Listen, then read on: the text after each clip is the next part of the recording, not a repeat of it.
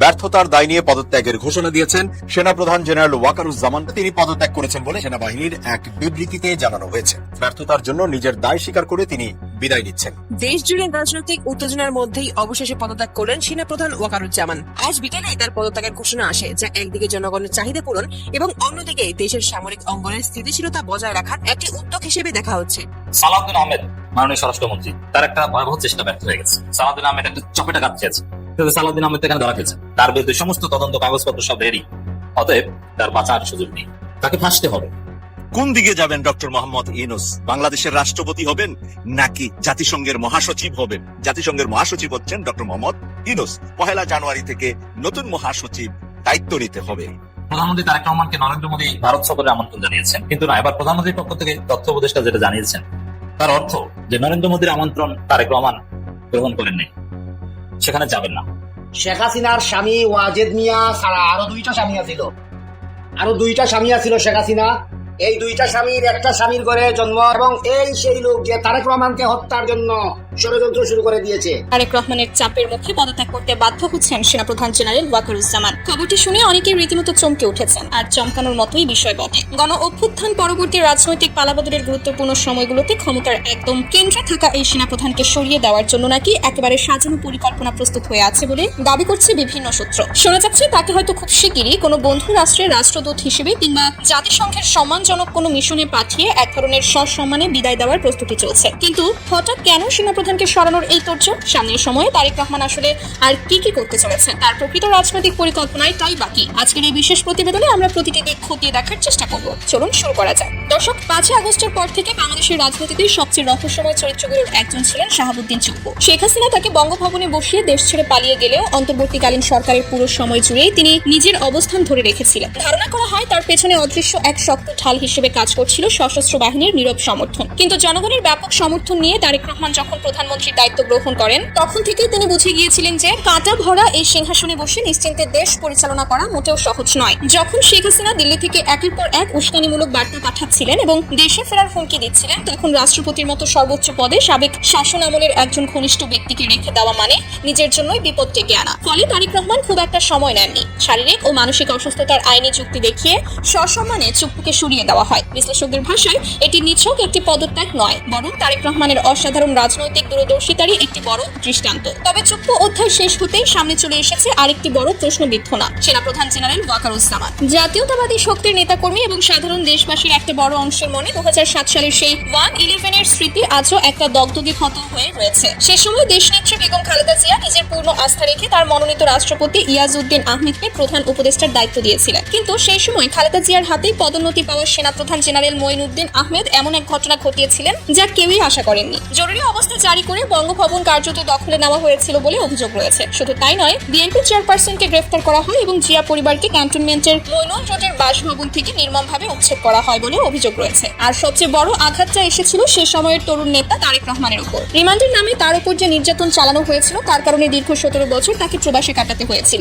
এই তিক্ত অতীত তারেক রহমান কখনোই ভুলতে পারেননি বলেই ধারণা করেছেন ঘনিষ্ঠ মহল। তিনি ভালোভাবেই জানেন সেনাবাহিনীর ভেতরের একটা অংশ এবং আন্তর্জাতিক ষড়যন্ত্রকারীরা যে কোনো মুহূর্তে একটি নির্বাচিত সরকারকে টুলিয়ে দেওয়ার জন্য প্রস্তুত থাকতে পারে। তাই 2007 সালে মঈনুদ্দিন আহমেদ যা করেছিলেন, 2026 সালে এসে ওয়াকারুজ্জামান যেন তার পুনরাবৃত্তি ঘটাতে না পারেন, সে লক্ষ্যে তারেক রহমান এবার আগেভাগেই সব পথ বন্ধ করে দিতে চাইছেন বলে ধারণা করা হচ্ছে। এখন প্রশ্ন আসতেই পারে, জেনারেল ওয়াকারুজ্জামানকে নিয়ে তারেক রহমানের মনে এত সন্দেহ কেন তৈরি হলো? চলুন রাজনৈতিক সমীকরণগুলো একে একে মিলিয়ে দেখি।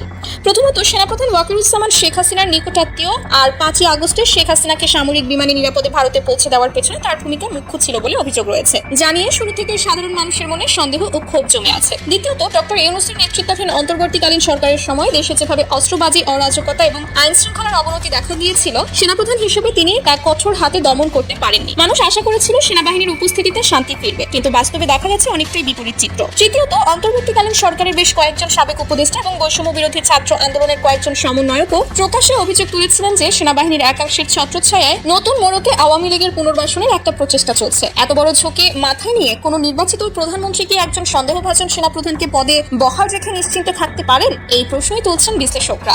তারেক রহমান রাজনীতির মাঠে যেমন একজন দক্ষ খেলোয়াড় হিসেবে পরিচিত, তেমনি প্রশাসনিক কৌশলেও তিনি ক্রমশ পরিণত হয়ে উঠেছেন বলে মত অনেকের। ধারণা করা হচ্ছে তিনি জানেন যে হঠাৎ একটি আদেশে সেনাপ্রধানকে সরিয়ে দিলে বাহিনীর ভেতরে নেতিবাচক প্রক্রিয়া তৈরি হতে পারে, তাই তিনি এগুচ্ছেন অনেকটাই ধীরে ও পরিকল্পিতভাবে। সালাউদ্দিন আহমেদ মাননীয় স্বরাষ্ট্রমন্ত্রী, তার একটা ভয়াবহ চেষ্টা ব্যর্থ হয়ে গেছে। দর্শক, সালাউদ্দিন আহমেদ একটা চপেটা ঘাত খেয়েছে। শাহাবুদ্দিন চুপ্পু, যেহেতু সালাউদ্দিন আহমেদ এসালামের লোক স্বরাষ্ট্রমন্ত্রী এবং শাহাবুদ্দিন চুপ্পু এসালাম লোক, তো এসালামের কানেকশন গোড়া, এটা কিন্তু এই ক্ষেত্রে তাদের মৌলিকত্ব ঐক্য ঠিক আছে। আওয়ামী লীগ বিএনপি করে তাতে ঠিক সমস্যা নেই, কিন্তু এসালাম হলে আমরা সবাই এক।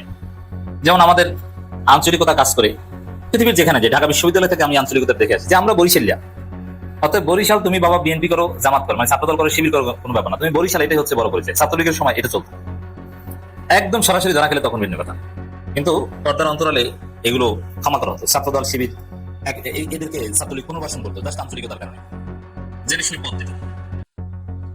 এবং বিদেশেও আপনি যদি ইউকেতে যান, সেখানেও দেখবেন যে বরিশাল কোরআন আছে। ইতালিতে যান, বরিশাল কোরআন আছে। বিভিন্ন অঞ্চলে আছে। মাদারীপুরের লোকজনের মধ্যে এই গ্রুপিংটা আছে। সবচেয়ে বেশি বরিশাল, চাঁদপুর, এদের মধ্যে, নোয়াখালীদের মধ্যেও আছে। তো দর্শক, এরকম বিএনপির সরকারের মধ্যে আছে এসালাম কোরআন, যে আওয়ামী লীগ বিএনপি যা করো ব্যাপার না, কিন্তু এসালাম তো, তাহলে আমি তুমি এক। তো এক এসালাম আর এক এসালামকে, মানে এসালামের আন্ডা বাচ্চাগুলো বাঁচানোর চেষ্টা করেছিল সালাউদ্দিন আহমেদ। এই শাহাবুদ্দিন চুপ্পুকে বাঁচানোর জন্য সরাসরি কথা বলে, স্পষ্ট কথা বলেছেন যে শাহাবুদ্দিন চুপ্পুর বিরুদ্ধে ফৌজদারি অপরাধের ব্যবস্থা নেওয়ার কোনো সুযোগ নেই, এবং বিরোধী দল যে দাবি করছে এই দাবি আমলে নেওয়ার কোনো সুযোগ নেই, আমলে নেওয়ার কোনো কারণ নেই। অথচ আইনমন্ত্রী নিজেই বলেছেন যে আমলে নেওয়া হবে, তদন্ত করা হবে। চপেটা কাপ তো আইনমন্ত্রীর মাধ্যমে একটা খেয়েছেন। এবার প্রধানমন্ত্রীর পক্ষ থেকে যেটা বলা হয়েছে, ডাক্তার জাহেদ যেটা বলেছেন, পদত্যাগী রাষ্ট্রপতির আগের অপরাধের বিচারে বাধা নেই। সালাউদ্দিন আহমেদ এখানে ধরা খেয়েছেন, সালাউদ্দিনের দায়মুক্তি চলছে না, তাহলে কি শাহাবুদ্দিন চুপ্পু ফেসে যাচ্ছেন? দেশ থেকে নিষেধাজ্ঞা সত্যিকার অর্থে আসবে, বিচারের মুখোমুখি হতে হবে। দেখেন, এখানে এটা বিএনপির জন্য একটা ডেঞ্জার পয়েন্ট। বিএনপি যদি শাহাবুদ্দিন চুপ্পুকে দেশ ত্যাগ করতে দেয়, এটা বিএনপির জন্য ডিজাস্টার। কারণ শাহাবুদ্দিন চুপ্পুর হাতে যেসব বিএনপির মাল মশলা, চুপ্পু বিদেশে যে যদি সেগুলো বলে দেয়, বিএনপির মান সম্মান থাকবে না। আর দেশে থাকলে গ্রেপ্তার না করলেও বলার সাহস পাবে না, কারণ গ্রেপ্তার আতঙ্কে থাকবে। আর গ্রেপ্তার হওয়ার চাইতে গ্রেপ্তার আতঙ্কে থাকাটা বেশি ভয়াবহ। তো দর্শক,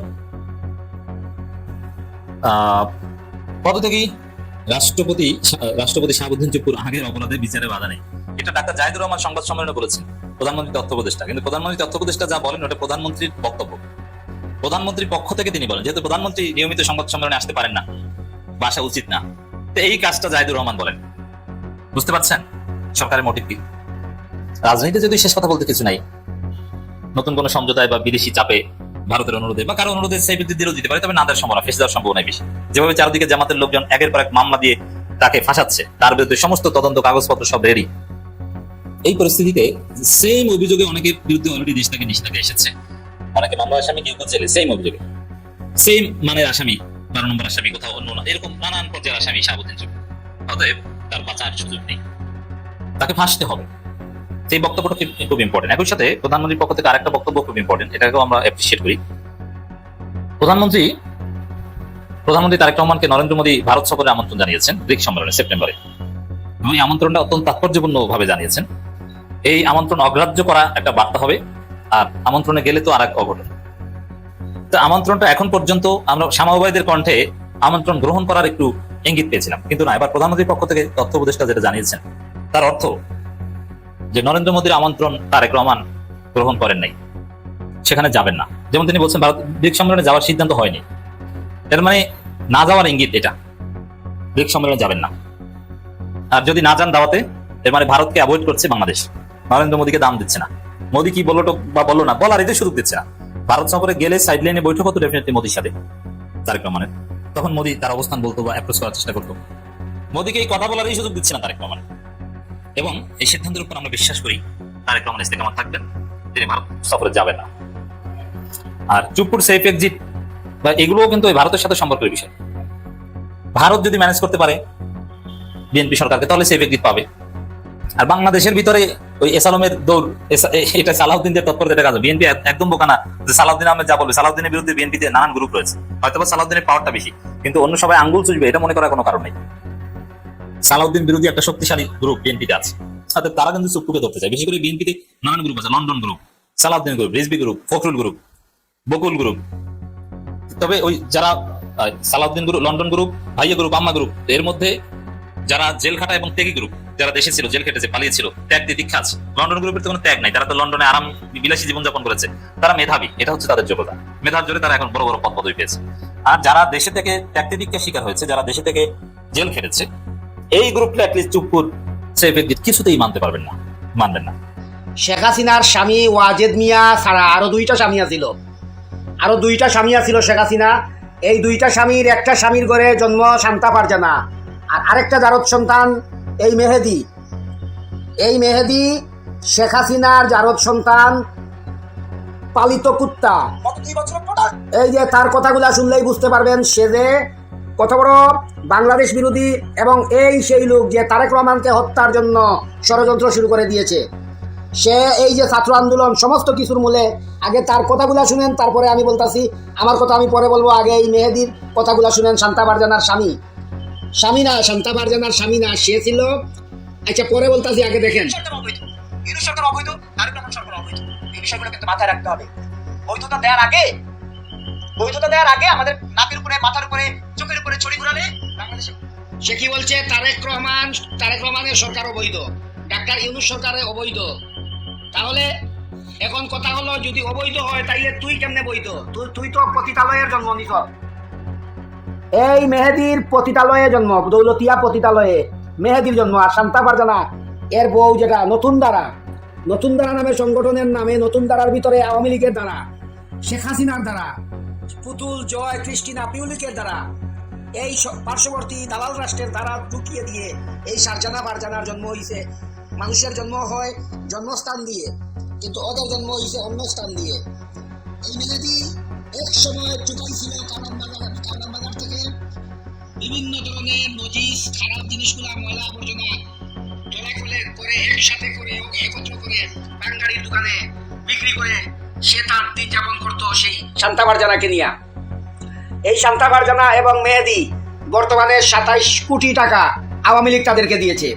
সেই 27 কোটি টাকার বিনিময়ে একটার পরে একটা আমি বর্তমান সরকারকে বলতে চাই, এই যদি সাধারণ এই মেহেদিকে যদি ভয় পান, এই শান্তা ফারজানাকে যদি ভয় পান, এই বাংলাদেশের সিংহাসনকে আপনি কেমনে জীবিত রাখবেন?